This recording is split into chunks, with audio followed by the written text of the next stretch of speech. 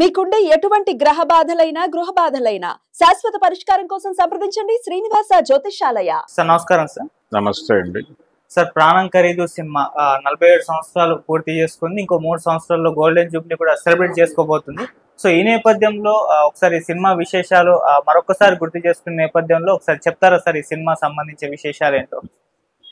ప్రాణం ఖరీదు అనేది నాటకం. యాక్చువల్గా రంగస్థలం మీద చాలా సమాజాలు ఆడేవి. అది సిఎస్ రావు గారి నాటకం. అది ఆ నాటకంని సినిమాగా అడాప్ట్ చేయాలి అని వాసు గారు అనుకున్నాడు.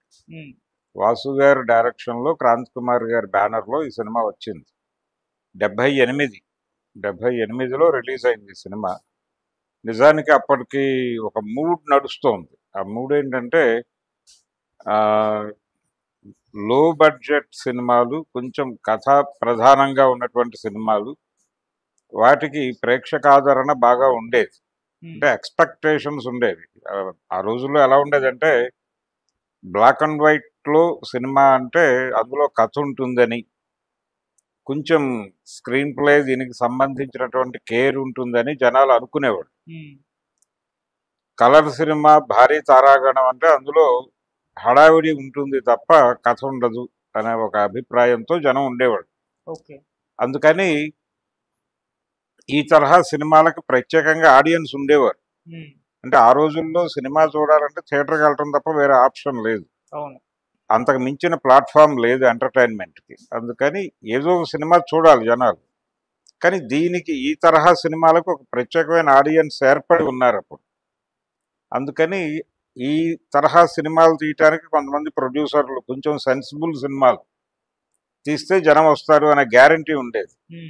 ఆ గ్యారంటీ ఉండటం వలనే క్రాంతి కుమార్ గారు తన బ్యానర్లో చేసిన సినిమాలన్నీ కూడా ఆ తరహా సినిమాలే చేశాడు ఆయన. జ్యోతి, ఆమె కథ, అలాగే కల్పన, ఈ సినిమాలన్నీ ఆ తరహా సినిమాలే. అలాగే అదే క్రమంలో ఆయన ఈ నాటకాన్ని అడాప్ట్ చేయాలనుకున్నాడు. యాక్చువల్గా తల్లి కూతుళ్ళు అనే సినిమా నుంచి మొదలైంది ఆయన ప్రయాణం. శారద సినిమాతో ఆయన ప్రపంచానికి తెలిసాడు బాగా. అంటే మంచి విజయవంతమైన సినిమా అది, బ్లాక్ అండ్ వైట్ అది కూడా. ఆ తర్వాత ఆయన ఊర్వశి అనే ఒక సినిమా తీశాడు శారద గారితోనే.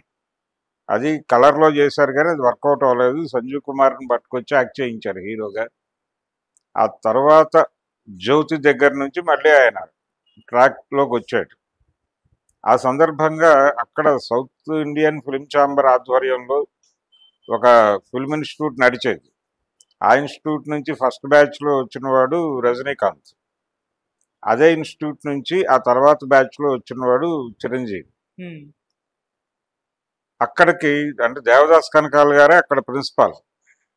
అక్కడికి వెళ్ళి సెలెక్ట్ చేసుకున్నాడు ఆయన. అంటే తన ఈ నాటకాన్ని తెరకు అడాప్ట్ చేయాలనుకున్నప్పుడు ప్రధాన పాత్రలుకి ఆయన దృష్టిలో ఫిక్స్ అయి ఉన్నారు. చంద్రమోహన్, అలాగే జయసుధ, రావు గోపాలరావు, మాధవి కూడా. ఇక్కడ వరకు ఓకే అయిపోయింది. అయిపోయిన తర్వాత అందులో ఒక యంగ్ పెయిర్ ఉంటుంది. ఆ యంగ్ పెయిర్ ఎవరు అనుకున్నప్పుడు దానికోసం వెళ్ళాడు ఆయన ఇన్స్టిట్యూట్కి. అయితే అప్పటికి చిరంజీవి పునాదిరాళ్ళు అనే సినిమాకి కమిట్ అయి ఉన్నాడు. నిజానికి ఆ పునాదిరాళ్ళు క్యారెక్టర్ కూడా ఆయనకు విచిత్రంగా వచ్చింది. సుధాకర్ని తీసుకున్నారు ఆ సినిమాకి. సుధాకర్కి అదే తమిళ్లో సినిమా ఆఫర్ వచ్చింది భారతీరాజా గారి డైరెక్షన్లో. అది రావడంతో తను ఏం చేశాడంటే, నేను తప్పుకుంటున్నాను దీనిలో నుంచి, అది మంచి ఆఫరు, భారతీరాజా గారి సినిమాలో ఆఫర్ను వదులుకోవడం తప్పు అవుతుంది, అందుకని నేను అటు వెళ్ళిపోతాను. ఈ క్యారెక్టర్కి మళ్ళీ మీరు కన్ఫ్యూజ్ అవ్వద్దు, మా రూమ్మేట్ ఒక అతను ఉన్నాడు, అతన్ని మీకు అప్పచెబుతాను అని చెప్పి చిరంజీవిని తీసుకెళ్ళి అక్కడ తగిలించాడు ఆయన. అలా పునాదిరాళ్లలో నరసింహరాజు గారి ఫ్రెండ్స్లో ఒక ఫ్రెండ్గా కనిపిస్తాడు చిరంజీవి. అది నడుస్తోంది. అది కొంచెం అంటే ఫైనాన్షియల్ ఇబ్బందుల వలన ఆ సినిమా కొంచెం డిలే అయింది. అది అయిపోయింది. ఏంటి పరిస్థితి, వాట్ నెక్స్ట్, అది రిలీజ్ అయితే కానీ మన భవిష్యత్తు ప్రపంచానికి తెలియదు అనుకుంటున్నాడు ఈయన. ఆ టైంలో క్రాంతి కుమార్ గారు ఈ ఆఫర్ ఇచ్చాడు. దీన్ని పట్టుకొని ఈ సినిమాలో యాక్ట్ చేశాడు. క్రాంతి కుమార్ గారు ఆయన ప్రొఫెషనల్ ప్రొడ్యూసర్ కాబట్టి సినిమా వేగంగా కంప్లీట్ చేసి రిలీజ్ చేశాడు. అలా రిలీజ్ అయిన మొదటి సినిమా చిరంజీవి కెమెరా ముందుకు వచ్చిన సినిమా పునాది రాళ్ళు, కానీ రిలీజ్ అయిన మొదటి సినిమా ప్రాణం ఖరీదు. ఇది 78లో రిలీజ్ అయింది. జనాలందరూ ఈ మూడ్లో ఉండగా రిలీజ్ అయిన సినిమా అది. మార్నింగ్ షో చూసి వచ్చినటువంటి ప్రేక్షకులు బయటకు వచ్చి సినిమా ఎలా ఉంది అని అడిగితే సినిమా బాగానే ఉంది, అది నాటకంగా ఆల్రెడీ చూస్తున్నారు అందరూ. సినిమా బాగుంది, కాకపోతే ఈ సినిమాలో ఎవరో కొత్త కుర్రాడు బాగా డాన్స్ చేశాడు అని ఓ మాట స్ప్రెడ్ అయింది బయట. అంటే పాజిటివ్ టాక్, అంటే పేరు కూడా తెలియదు. అంటే అందులో నూతన తారలు రేష్మి చిరంజీవి అని పడుతుంది టైటిల్స్లో. అయితే ఎవరు చిరంజీవి అనేది ఎవరికి తెలియదు. కానీ తెర మీద తన పెర్ఫార్మెన్స్ చూసి చాలామంది ఎవరో కొత్తవాడిని తీసుకున్నారు ఈ సినిమాలో, బాగా చేశాడు, పాట బాగుంది, డాన్స్ బాగుంది అనే అభిప్రాయం అయితే బయటకు వచ్చేసింది. అది విజయవాడ అన్నపూర్ణ థియేటర్లో రిలీజ్ అయింది. ఆ సినిమా రిలీజ్ అయింది. మార్నింగ్ షో చూసి వచ్చిన వాళ్ళు ఈ మాటే చెప్పారు. 9 o'clock మార్నింగ్ షోస్ పడేవి అప్పుడు. ఆ షో అయిపోయిన తర్వాత వచ్చిన టాక్ సినిమా గురించి కంటే కూడా ఈ యాక్టర్ గురించి మాట్లాడుకున్నారు. ఇప్పుడు ఆ చిరంజీవి ఆ సినిమాలో ఉండటము, ఆ సినిమా ఆయన రిలీజ్ అయిన మొదటి సినిమా కావడం వల్లనే ఆ సినిమా రిలీజ్ అయి 47 ఏళ్ళు అయిందని చెప్పి మాట్లాడుకుంటున్నాం మనం. అది యాక్చువల్గా చంద్రమోహన్ గారి సినిమాగానే ఉండుంటే, ఆ క్యారెక్టర్లో నటించినటువంటి చిరంజీవి మెగాస్టార్ కాకపోయి ఉంటే ప్రపంచం ఈ 47 ఏళ్ళు అయింది ఈ సినిమా రిలీజ్ అయ్యని మాట్లాడుకునేది కాదు.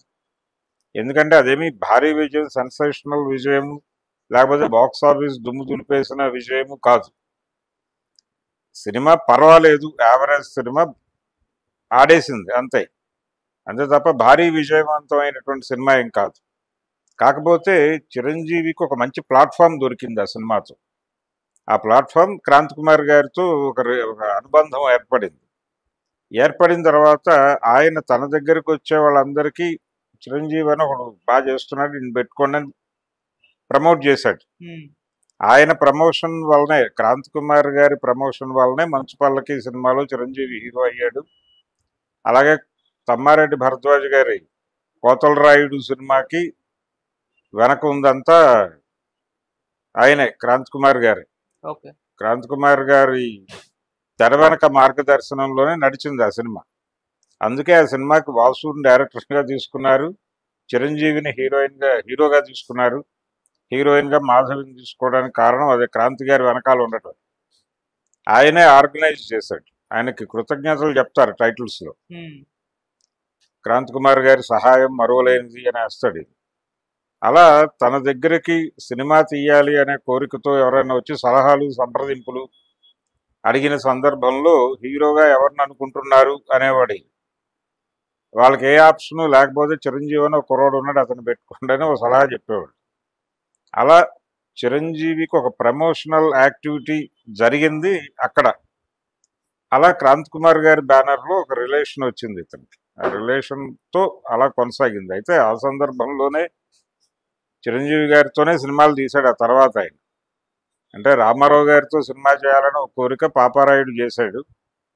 సర్దార్ పాపారాయుడు అయిపోయిన తర్వాత ఇమ్మీడియట్గా న్యాయం కావాలి సినిమా తీశాడు ఆయన. ఆ న్యాయం కావాలి సినిమా కోదండరామిరెడ్డి గారికి అంతకుముందు ఒక సినిమా చేశాడు ఆయన, సంధ్య. ఆ సంధ్య సినిమా చేసిన తర్వాత వాట్ నెక్స్ట్ అనుకుంటున్న టైంలో న్యాయం కావాలి సినిమా కోసం పిలిచాడు. అయితే క్రాంతి కుమార్ గారు ఏంటంటే ఆయనకి టోటల్ సినిమా క్రాఫ్ట్ మీద విపరీతమైన కమాండ్ ఉండేది. డైరెక్టర్కి స్వేచ్ఛ ఉండేది కాదు ఆయన బ్యానర్లో. మరీ రాఘవేంద్రరావు గారు కూడా ఘర్షణ పడేవాడు అక్కడ. ఘర్షణ పడేవాడు, దెబ్బలాడేవాడు, ఏదో పద్ధతిలో నడిచేది. కోదండరామిరెడ్డి గారు అయితే ఆ బ్యానర్లో సినిమా చేస్తూ మధ్యలో వెళ్ళిపోయాడు తన వల్ల కాక. అంటే ఆయన విపరీతమైన సూపర్విజన్ ఉండేది.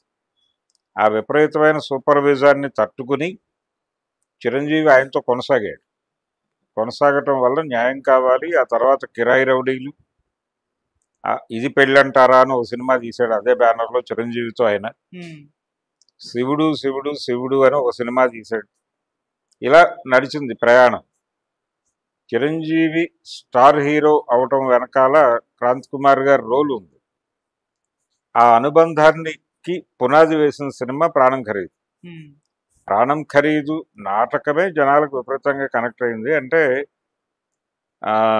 ఒక కింది కులాలకు చెందినటువంటి ఆడపిల్లల్ని ఎవరైనా పాడు చేస్తే, అగ్ర కులాల వాళ్ళు పాడు చేస్తే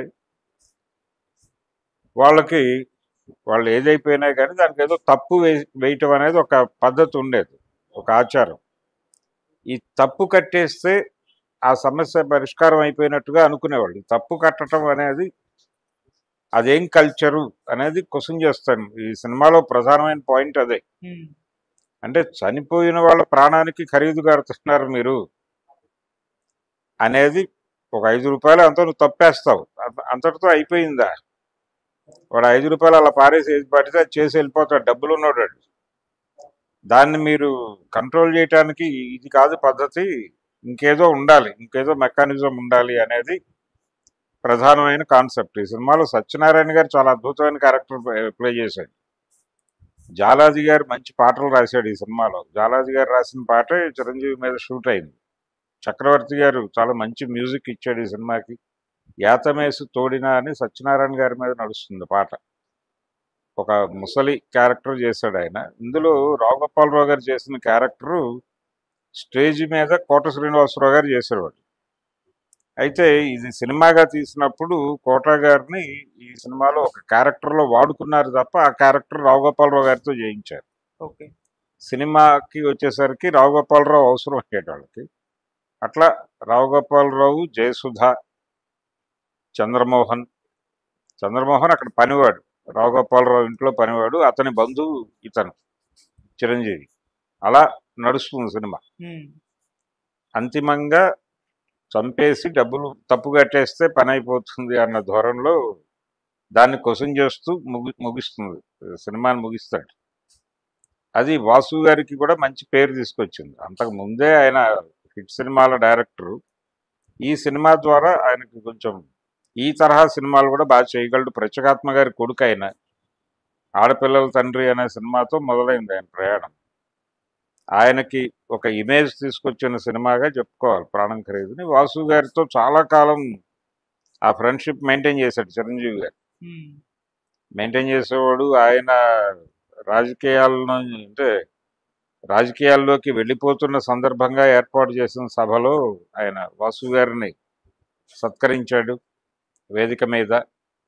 ఆ తర్వాత అంటే క్రాంతి గారి బ్యానర్ నుంచి బయటికి ఆయన వేరే తరహా సినిమాలు చేసుకుంటూ వెళ్ళాడు.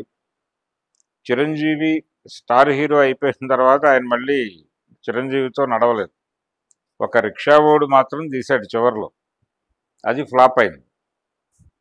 అలా క్రాంతి కుమార్ గారి బ్యానర్లో వచ్చినటువంటి ప్రాణం ఖరీదు సినిమా 47 ఏళ్ళు పూర్తి చేసుకోవటం కంటే కూడా మెగాస్టార్ చిరంజీవి మొదటిసారి తెర మీద కనిపించిన సినిమా 47 ఏళ్ళు కంప్లీట్ చేసుకుంది అనేది ఇప్పుడు వార్త.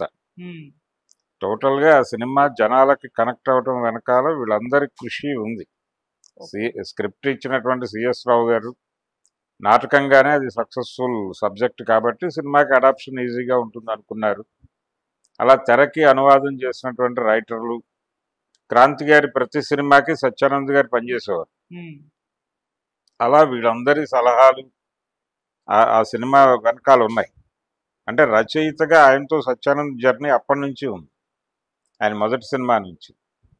అలా క్రాంతి కుమార్ గారి బ్యానర్ నుంచే అగ్రదర్శకులు వచ్చారు.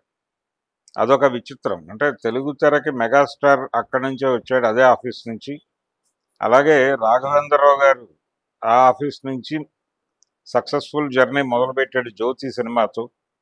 జ్యోతి తర్వాత అడవిరాముడు చేశాడు ఆయన బయట. బాబు సినిమా ఆయనకు మిక్స్డ్ రిజల్ట్ ఇచ్చింది. ఆ తర్వాత ఆయన డైరెక్టర్గా సక్సెస్ఫుల్గా నిలబెట్టిన సినిమా జ్యోతి. ఆ తర్వాత కమర్షియల్ సినిమా కేర్ ఆఫ్ అడ్రస్గా మారిన కోదండరామిరెడ్డి గారు, ఆయన సంజయ్ సినిమా బయట చేసినా కానీ ఆ తర్వాత ఆయన హిట్లన్నీ ఇక్కడే తీశాడు క్రాంతి గారి బ్యానర్లో చిరంజీవితోనే. అలా కోదండరామిరెడ్డి, ఆ తర్వాత ఆయన చివరి రోజుల్లో రాజమౌళి కూడా అక్కడే పనిచేశాడు, క్రాంతి కుమార్ గారి దగ్గరే పనిచేశాడు. 9 నెలలు ఆ సినిమా.